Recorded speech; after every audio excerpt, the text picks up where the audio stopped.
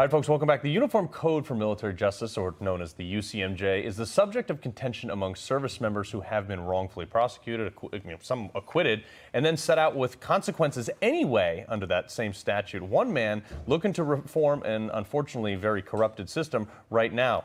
All right, let's welcome in member of the House Committee on Homeland Security and House Committee on Oversight and Reform, South Carolina Congressman Ralph Norman. Congressman, thanks so much for being with us. My pleasure, Katrina. Now, before we get into the original topic of the day, we do want to get your reaction. Of course, President Biden just signing into law the bipartisan gun safety bill. Your reaction there? You know, Katrina and Carl, as I just listened to him, and he's a complete hypocrite. Where was you talking about saving lives? Where is the concern about not saving the lives of the Americans left in Afghanistan? Where is the concern about the total destruction of cities and rioting and looting, the lives that were lost there? Where is the concern that the shootings that's been happening in Chicago and other areas that got the strictest gun laws? He's a hypocrite. And, you know, this gun law should have never, it was 80 pages. I was very disappointed that the Senate probably didn't read it, but just knee-jerk reaction. The red flag laws are awful. And, you know, it's just, you know, but like, the good news is it's been a great week for what the Supreme Court did and for what, for life with the reversal of Roe v. Wade. It would have never happened without Donald Trump. Yeah, I mean, so I'll put you down for a definite maybe voting for Biden in November. So, Congressman, you recently met with Eddie Gallagher. He's basically the poster child for the military justice system's corruption and failures. Tell us a little bit about that meeting and what you have in the hopper with him. Well, Carl, he came to Capitol Hill, and like you, he was a decorated Navy SEAL. He, you know, the injustice that would have happened, he would have had life without parole. Had all of us not gotten involved, and his brother and Andrea, who were outstanding, we highlighted the injustice that the UCMJ was doing to this man. He wasn't able to get his legal help. And when President Trump called me, and I think I was in Arizona at 4 in the morning or 3, and took interest in this, we want to highlight this all over the country. And my role, along with Brian Mask, who's co-chairman, who's a decorated soldier as well, lost both legs, is make other congressmen aware of it. When we went to Leavenworth and saw some of these basically heroes that are being persecuted and not given the due rights, that's what we want to highlight.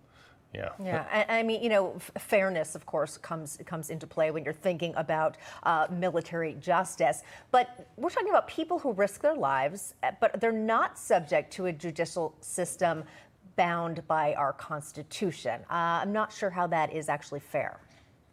It's not fair, and that's why we've got a couple of things that in the NDAA, National Defense Authorization Act, that we want to have changed. Anybody needs to be able to, as citizens can, the military, those accused of a crime ought to be able to petition the Supreme Court.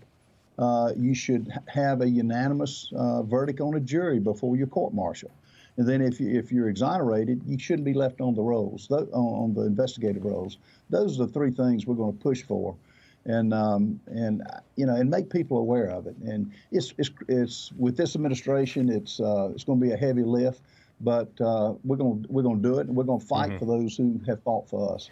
Yeah, you know, Congressman, just for the viewers at home, the way the military system works is we have the court-martial system, which is a law-based court where your case can be heard, where you can put forward evidence and things like that. However, beyond that, there is, you know, non-judicial punishment within the military where you could, like, for me, in 2009, we caught the butcher of Fallujah. We were accused of prisoner abuse. We all had to stand court-martial, which is outrageous. We were all fully acquitted in, like, no time. Like, the case was garbage, was thrown out day one, week one. But we all still had to spend tens of thousands of dollars on legal support to get acquitted. Then we go back to our commands, and under this non-judicial punishment, captain's mast, they were able to further punish us, removing us from the ability to go to certain commands, redeploy at certain times. We were basically held in limbo. How is that possible? After an acquittal, do you have anything in the hopper to address that side of the military justice system? Yeah, the NCIS is completely, it's something that's got to be looked at. A lot of those who are making the rulings and you know, making the case against our heroes they get their promotions based on the conviction rate, which is totally backward. That's And garbage. as you mentioned, I wish y'all had been there when President Trump took out Soleimani, the criticism he got from the left. So this is one of adding sunlight, exposing it, letting the congressman know what's going on. And we're going to do that and so many other things that I'm excited about. And Eddie Gallagher is a poster child for this. Yeah, Congressman, just kind of overall, more broadly, what needs to change to eliminate this unfairness in this actual Judiciary Committee? It's kind of like what I was talking about with Joe Biden. I mean, the hypocrisy, pronouns in the military. That's crazy, and it's time to let the military do what it does best, which is protect those who want to harm this country. You can't send diplomats in to fight a war. And Carl, you know this. I mean, it takes true heroes to do it that are willing to risk their lives, and that's what we're going to salute and try to get back to normal. Let us kill bad guys and break their things. That's what it's all about. Congressman Ralph Northam, I appreciate this. You know, the Pipe Hitters Foundation is the one that is advocating strongly with you guys on this, and we appreciate all the work you guys are doing. Thank you so much. Hey, I'm Rob Finnerty. Thanks for watching. If you enjoyed this video, please join the conversation in the comments below. Don't forget to subscribe, too.